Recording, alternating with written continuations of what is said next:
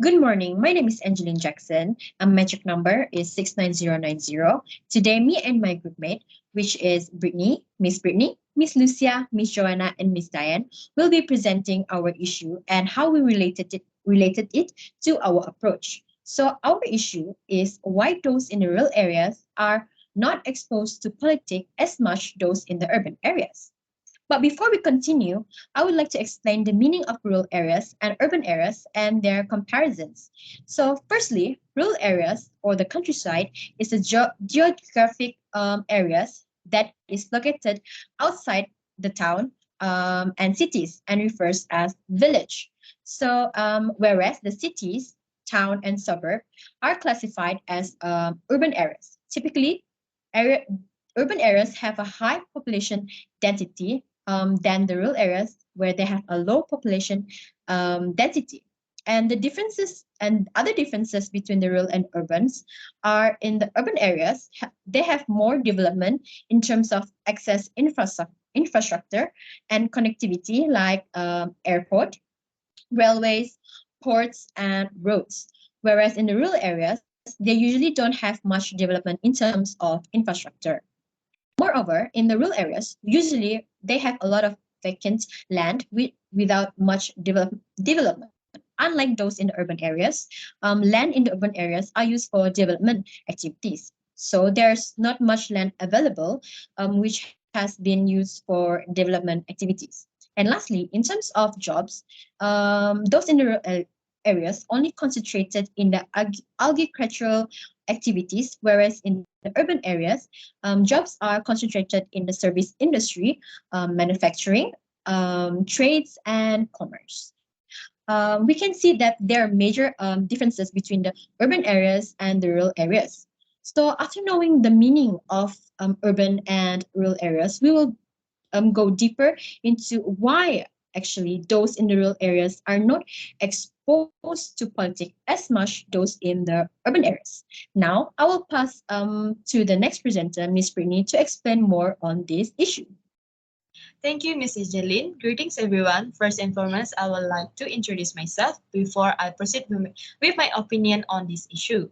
My name is Brittany Noren, and my metric number is 69252.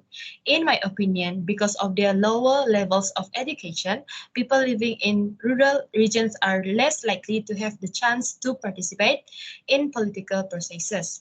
This is because they are looked down upon because of their poor educational background and believe they are ineligible to participate in politics for fear of not achieving economic and political development in their region if they do. So I will pass to the next presenter, Ms. Lucia. Thank you, Brini. My name is Lucia Andanggong and my metric number is 70252. Today, I would like to present a topic on the reason why the rural communities are less exposed to politics. And one of them is that they are not going on around them about information related to politics. And nowadays, the modernization is growing mainly in terms of technology, involving the role of social media. The modernization of technology using the social media has been emphasized to the communities living in urban areas. And meanwhile, the community from rural area are not exposed to the latest information. And for example, some part in Sarawak, such as Serato, Chulau, and Betong, and so on, still have a problem in lack of the good internet facilities. And this is one of the reasons why the rural area do not have a limited level of knowledge about politics compared to the people living in developing areas. And that's all from me. I will pass to the next presenter. Thank you. Thank you, Lucia. I agree on what both of Miss Brittany, and Miss Lucia have explained earlier on. But I would like to add on in terms of education. Those in the rural areas are not exposed to politics that much. Instead, they just taught regarding history in school, and their understanding through politics are limited, to be honest. But if we make a comparison between the youth in the urban area, they are exposed to politics much more. As you can see, young minister as said Sadiq been involving actively in politics from a very young age, and he has also encouraged youth to participate in politics. And his involvement itself in politics in such a young age attract those youth in the urban areas to participate in politics. As you can see, more and more youth as young as 18 years old are actively participating in voting and politics, especially those young youth in the urban areas. So that's all. That's all from me. Moving on to the next presenter, Miss Joanna. Hi, good days to all my friends. My name is Joanna Sasha Anna Stephen. My metric number is 69987. And why those in the rural area are not exposed to politics and their politics are still did not have any progression, as you can see. And my point is on this issue is patronage politics. Before we go deeper, I like to explain what is political patronage. Patronage has been used in lens of political science and anthropology, but both have a different meaning.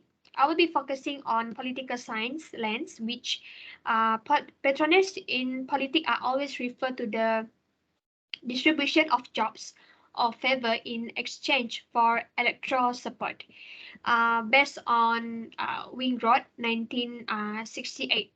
Furthermore, in political patronage is frequently connected with political parties, and it is only a tactic used by political parties to consolidate and or preserve political power and control during the election cycle.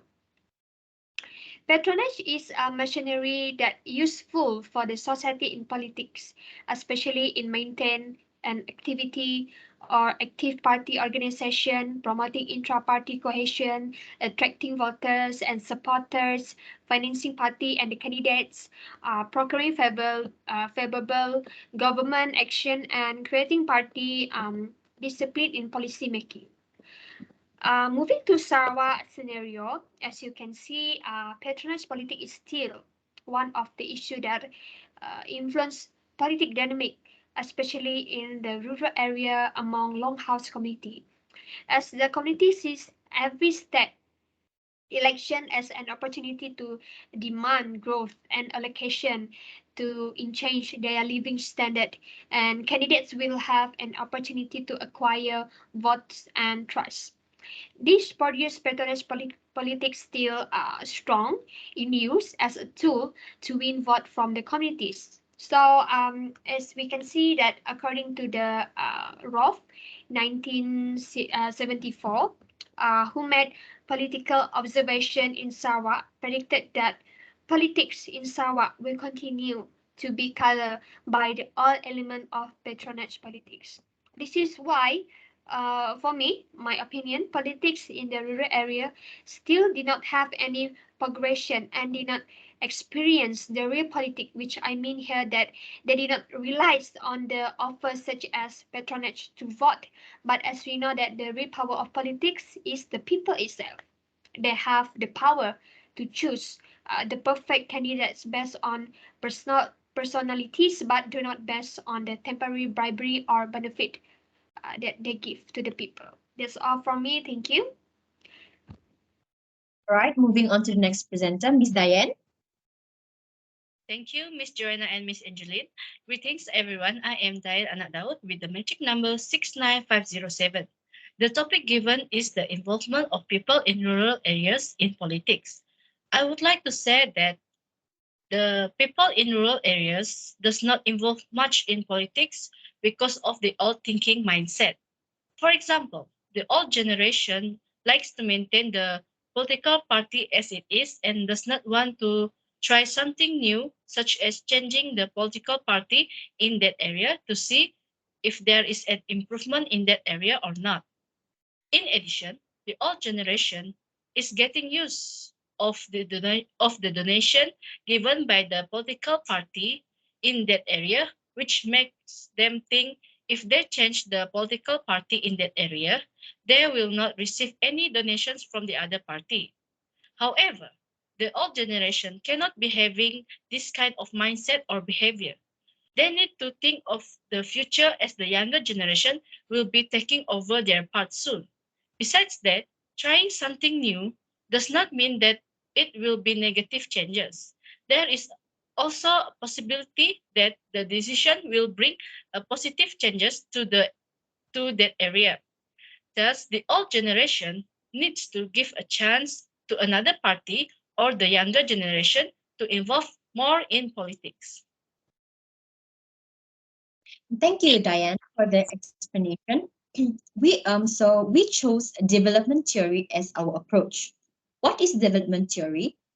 Participatory development theory is an important approach for people-oriented development that emphasizes in raising the quality of participation in a local society as a step toward realization of self-reliant sustainability, development, and social justice.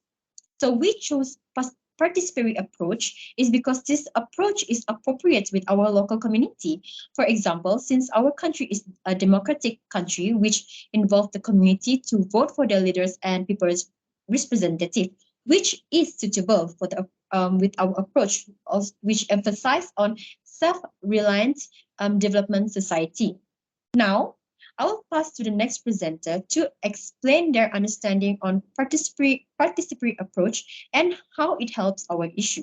So our next presenter, Ms. Lucia, could you explain your part? Thank you, Ms. Angeline. For me, is a participatory refer to the development carried out by the government to improve the living standard of the community. Besides, this theory has also emphasized that the role of the people should also to responsible as a communities, and this has a strength the society to strive in engaging the politics to move toward the development of the countries. And for example, in Sarawak, the